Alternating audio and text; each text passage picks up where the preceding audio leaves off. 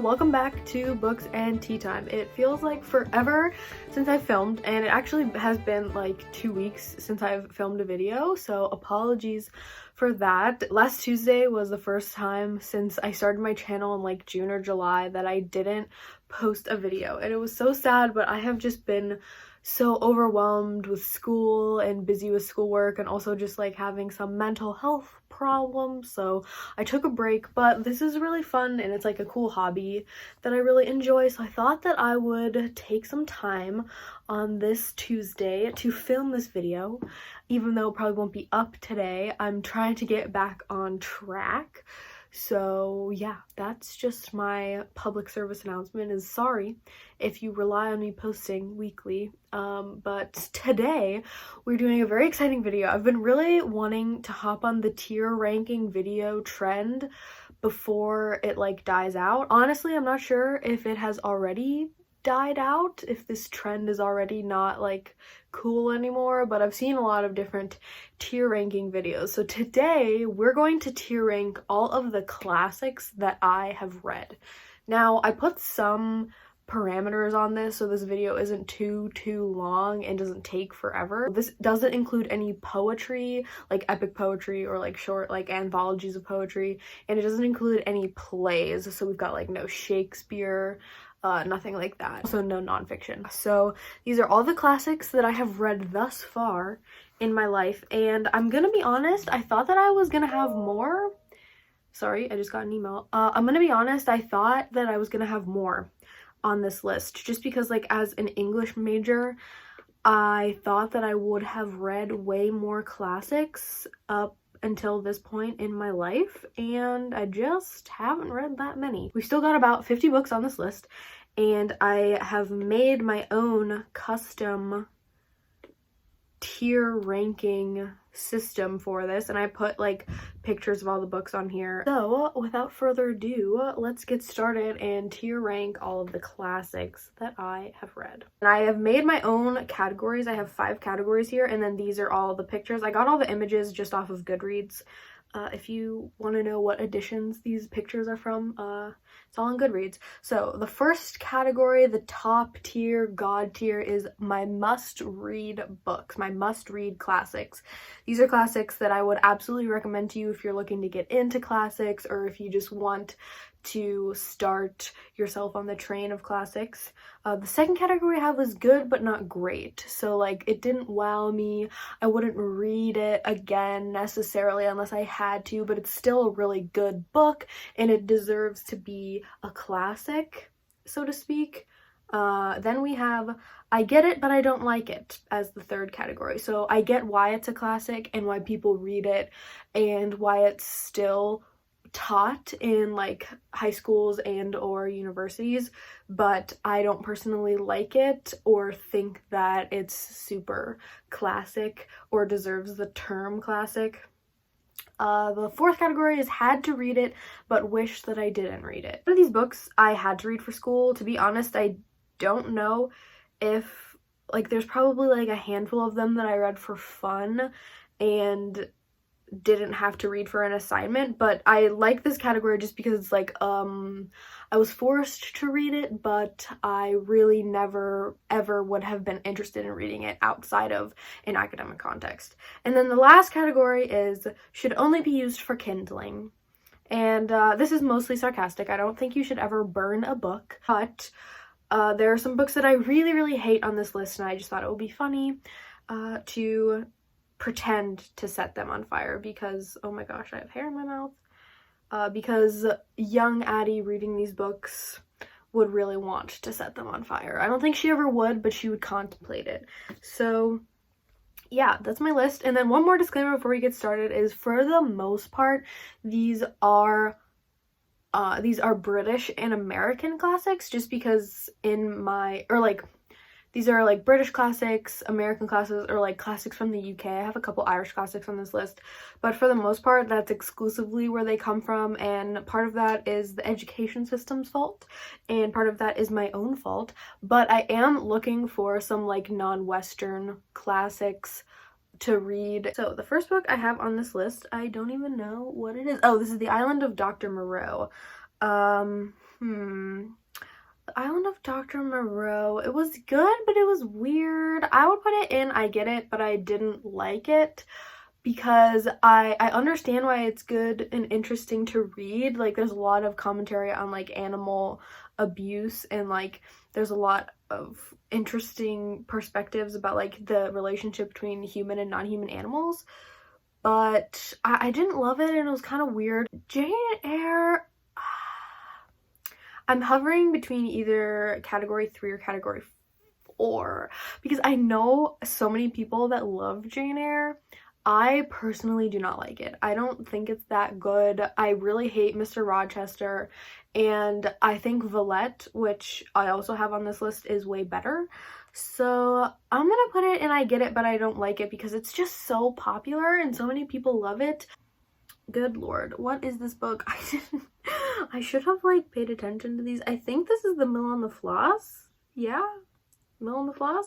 Mill on the Floss, I'm gonna say, is good but not great. It's by George Eliot, and I really enjoyed reading it and discussing it in the class that I took, but I didn't absolutely love it, and I wouldn't say it's really for everyone. I just like really liked discussing it. There was a lot of references to mythology, and it takes place in like I think the mid 19th century. The Great Gatsby, had to read it but wish I didn't. I know this is another unpopular opinion. My boyfriend loves this book. This is actually one of the only books he's like actually read. I take that back because he read all but the last chapter, which really aggravates me. Like, how do you read an entire book and then not read the last chapter? When you like it, like I guess DNFing, like I get it if you're not into it, but he like loves the book, he loves the movie, and he didn't read the last chapter. I'm like, does that count? I don't know. Leave your opinions down below. But basically, I just don't like this book. I don't know. I don't really care about any of the characters. I don't really care about the plot. The movie's fine. I just don't care. 12 Years a Slave. I think I'm gonna put this in the good but not great category because I think it's a really valuable read. As I think any texts written by, like, I think like any own stories texts about authors, from Black authors dealing with slavery and the aftermath of slavery and the traumas that deal with slavery is valuable.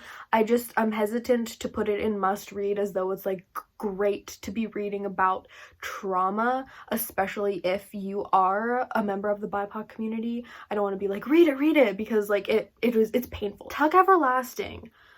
I really like this book. I read this when I was very young, so this is like a middle school Addie rating, but when I read it, I really liked it. The ending made me incredibly sad, but I still loved the story, and I remember like my sadness at like my sad response to the ending. I still remember that to this day. I don't really remember much else about the book other than it made me really sad. Next up, we have, I know this is an Austen, and I think it's Emma.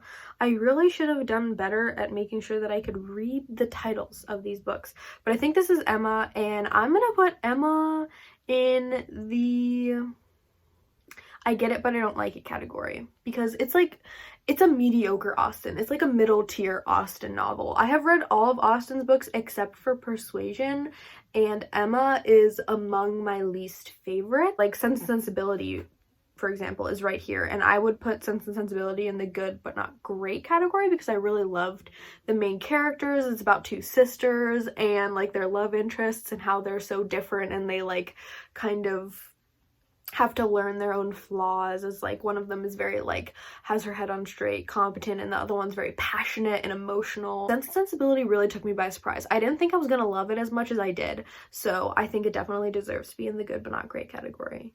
And while we're on the subject of Austen, this I know is Northanger Abbey, and I don't know, Northanger Abbey, I like it a lot more than Emma, but I don't know. I'll put it up here. I think, actually, no, I take that back. I'm gonna put it in I get it, but I don't love it. I like Northanger Abbey, but I don't absolutely love it. I like it as a satire. It's Austen's like satirization of the Gothic novel, and she kind of like mocks Gothic tropes and it's good for what it does, but I don't think it's her best novel. This is Grapes of Wrath. If we're talking Grapes of Wrath, I also would put that in I Get It, but I don't like it. When I read it, I just remember being so bored. It's a very dry novel, and I love John Steinbeck. I've been to his house. I went to California with my mom a few summers ago, and we went to his house in Salinas, California. I'm obsessed with a lot of his books. Grapes of Wrath I think I have to reread, because I think when I read it, I was still like, I was in like 11th grade. I don't know if I was really in the zone for reading this novel, and I think knowing what I know now and maybe my tastes have changed, I do want to reread The Grapes of Wrath. Catcher in the Rye, absolute garbage. I hate The Catcher in the Rye. I hate Holden Caulfield. Anytime I think about it, it's awful. I don't really have anything else to say other than I really hate Holden. I think he's so whiny, and I just don't care about anything that happens to him, and I was bored the entire time I read this book. So that's a no. Alice Walker's The Color Purple. You can't really see anything other than this flower, but I'm gonna put this in must read, because this one, it took me on an emotional journey. There are definitely like content warnings for sexual and physical abuse, but the story is just so compelling and beautiful, and the movie's great too. Pride and Prejudice, another must read. I think if you're going to read any Austen novel, you have to read Pride and Prejudice. And I also think if you're going to read classics, you have to read Pride and Prejudice. I love it so much. And I know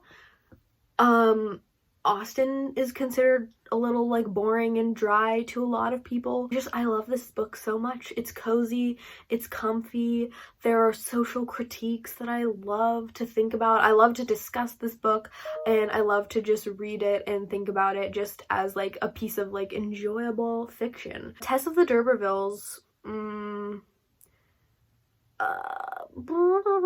I would put it in I Get It, but I don't like it. This was another really hard book to read. There's a scene of sexual assault in this book, and to me, it was hard to read, and I understand what Hardy's doing, and I get it. Like I said, this is in the I Get It category, but I don't personally love it. The Jungle Book, I really do not like, but I don't know if it's kindling level or not. What do you guys think? I'm gonna say I had to read it, but I wish I didn't. I just don't like it. I mean, the Disney movie's great because it cuts out a lot of the things that are problematic, like the racist undertones of like the animals and their characterizations. I just don't really like it. And like the Orientalism, it's just, it makes me uncomfy, and I don't really see the value in it. And that's gonna seem harsh, but yeah. Oh, another classic that I really want to reread. I read The Outsiders in 7th grade, and I remember it being good, not great. It's short. I really love it. The movie's good, but I don't know if it's in my must-read category. I know it is for a lot of people. This is another book that I think Alexander read all but like the last page or something. I don't know what his deal is, guys. He's a mess when it comes to reading taste. Let me just leave it there. So Great Expectations, I would put in I Get It, but I don't like it. As far as Dickens goes, I think Great Expectations is the one that I dislike the least. I really don't like Dickens. I think he's incredibly boring and annoying, and I'm just not a fan of his writing. And I've had to read a lot of Dickens, but I think Great Expectations is the one that I hate the least. So that's what I'm gonna do with that one, is like I get it, and I think it's perhaps worth discussing. Love in the Time of Cholera, must read.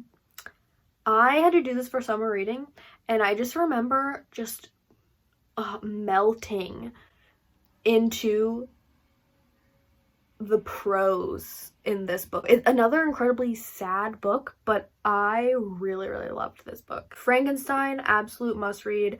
I'm about to read this book for the 3rd time for a class that I have this semester, and I am so excited. I will say that it's a little bit of a slow burn at the very beginning. I'm not a huge fan of like the letters. I get it as a framing device and all that, but once you get to Victor Frankenstein, chef's kiss. Mary Shelley is a goddess. I love her. We're treating this as Oliver Twist. Had to read it, but wish I didn't. Just meh. I'm gonna go with the same thing for Uncle Tom's Cabin. I had to read this in 10th grade or 8th grade, and I really wish I didn't. At the time I was like, wow, this is so great. Like, white people really do care about like ending slavery, and now I just really think of it as like a very like performative and annoying text. I think that as I've gotten older, I've learned to question a lot of these anti-slavery texts written by white people. Learned to value own voices stories over like white retellings of like slavery. Dracula, absolutely top tier. I love how Dracula's told. I remember when I first read it, I was so surprised by the way that it's told in like different like it's like diary entries, letters between characters. There are a couple like newspaper clippings in it. It's just really fascinating, and I absolutely love it. As I love Dracula. I love Bram Stoker, who is an Irish author. Mansfield Park, had to read it but wish that I didn't. This is my least favorite Austen that I've read, and I'm probably gonna say it's my least favorite Austen because I really don't think Persuasion can possibly get underneath this book. I just don't like it. I don't know. I don't really care about Fanny. Again, there's like some problematic vibes, and I don't know. I'm just not a huge fan. Red Badge of Courage, our second book for kindling. Absolutely despise it. I've talked about both of these before, and I don't know. I had to read them. I had to read this in 8th grade, and it's just a bunch. Actually, I think this is a collection of poems, so I'm definitely cheating here, but I really just wanted to talk about how much I hate it. Either way, it's about the Revolutionary War, and it's boring and stupid, and I dislike it strongly. I don't think anyone should ever have to read this, and I don't think it's really giving you anything when you discuss it. And that's harsh, but it's true. Red Badge of Courage should be burnt. Actually, if I had a copy of this, I think I actually would burn it. Not gonna lie, but I don't have a copy.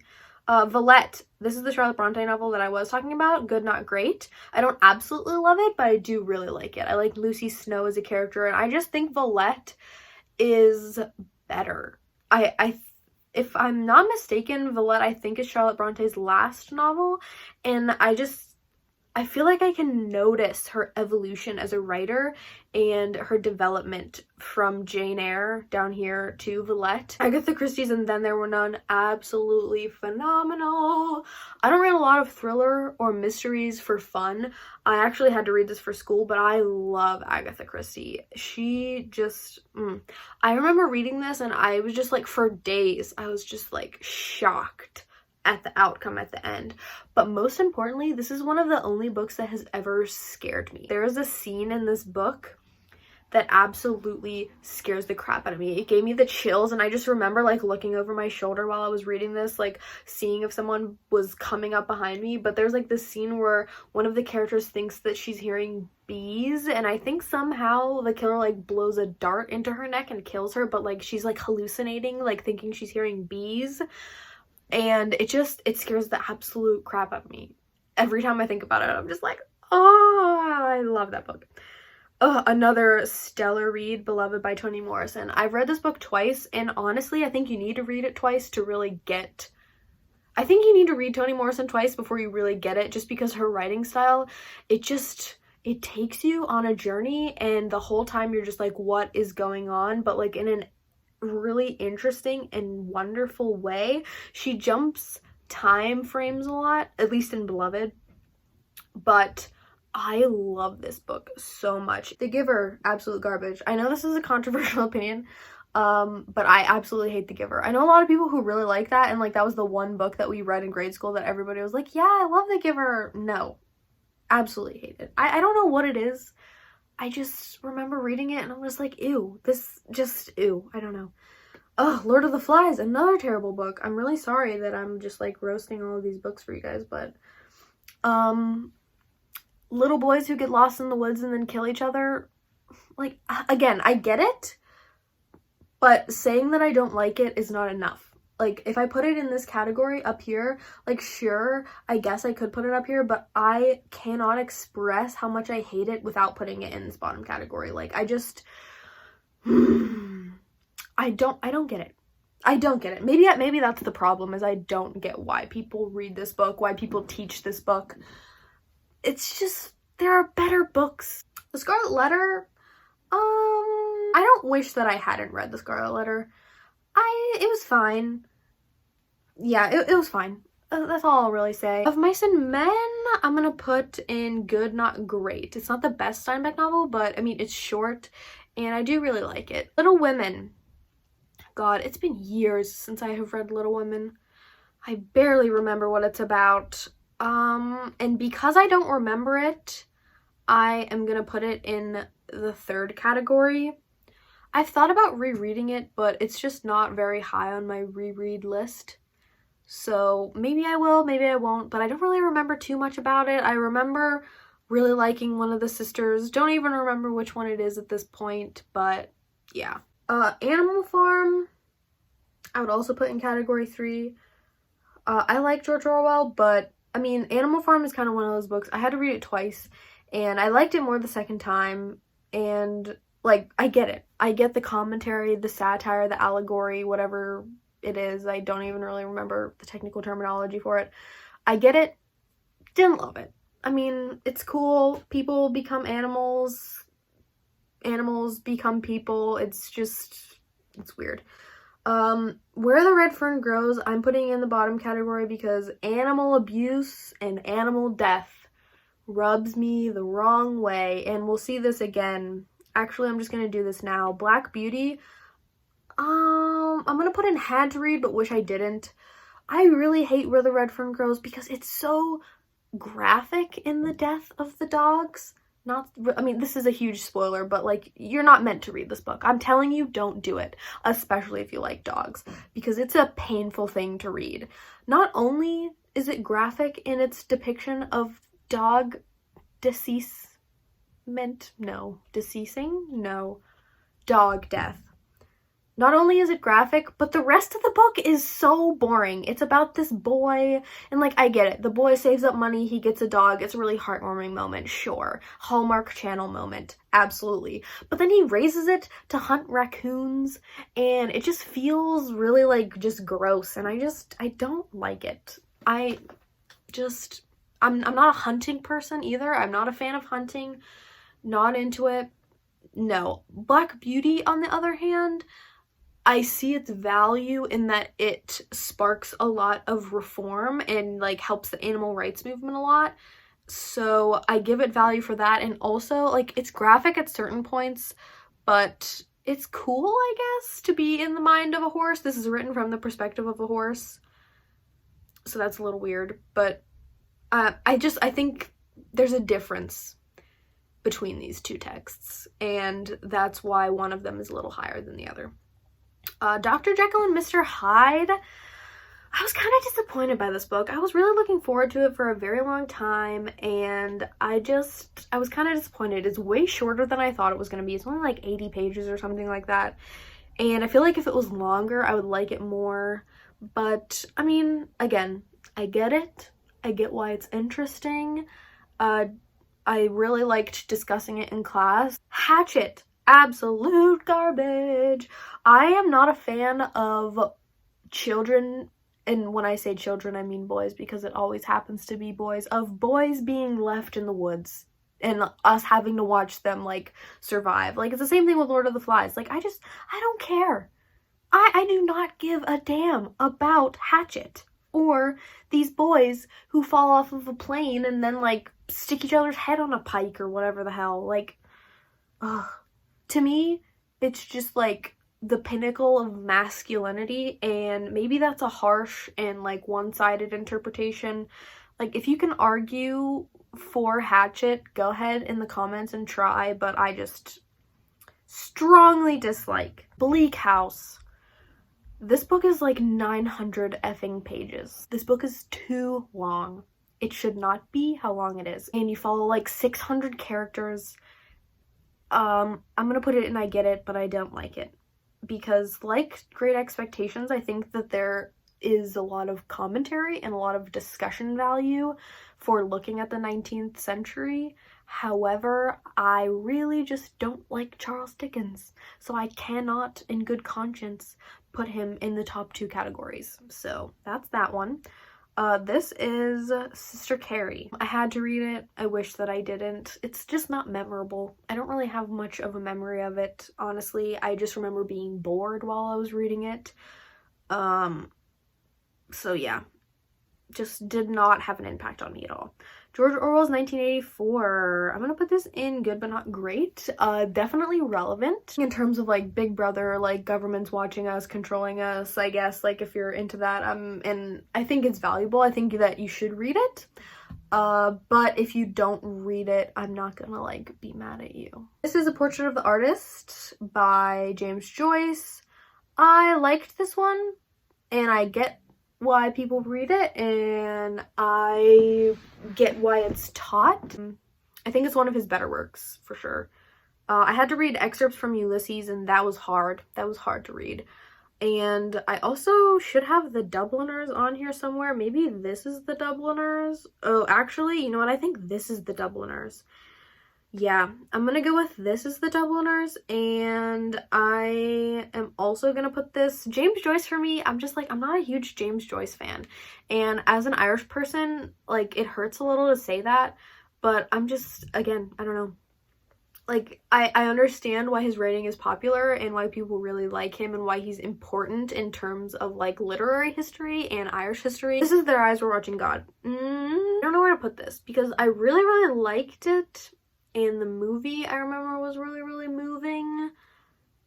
But I feel like I remember liking the movie more than I liked the book. So I'm going to put it in good, not great. I mean, it's definitely closer to great on the spectrum. To Kill a Mockingbird. If you asked me in like high school, I would say that this is a must read.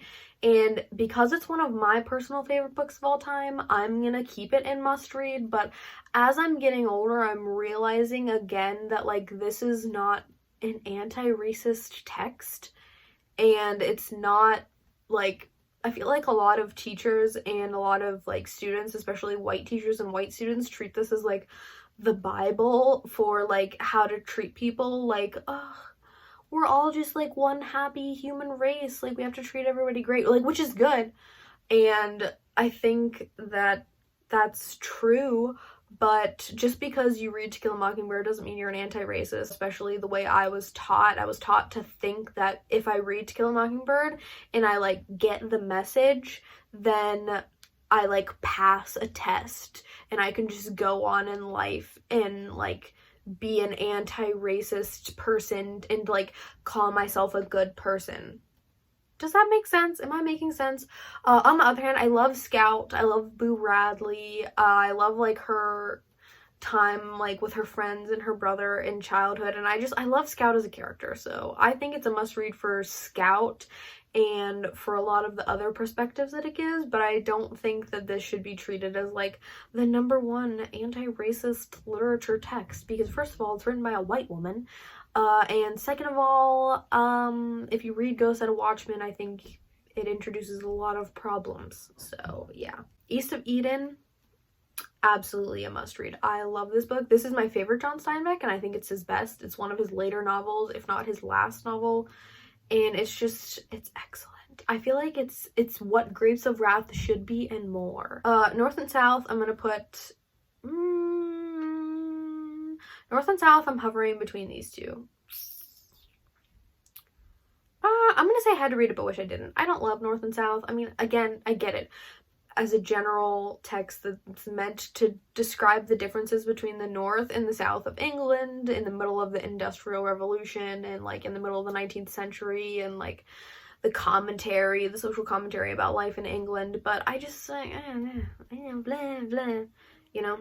Sign of the Four. This is the only Sherlock Holmes story that I've read, and I really don't like it, so we're gonna put it in the kindling category. I think Sherlock Holmes is overrated. I think he's annoying, and I think he's addicted to cocaine, and I think he's stupid. Not in the sense that he's like not intellectually intelligent, but in the sense that I just like think he's a stupid character. I know he's a genius and he's a detective and he solves all these mysteries and like whatever, but what is that? Is that a shadow? Oh, jeez. But I'm just not a fan, guys. I'm not a fan. Sorry, I'm just reorganizing. Cannery Row. This is another Steinbeck novel that I had to read, but honestly, it's kind of boring. I wouldn't recommend. It's really short, but didn't love it. Also forgot to include on here A Farewell to Arms by Ernest Hemingway.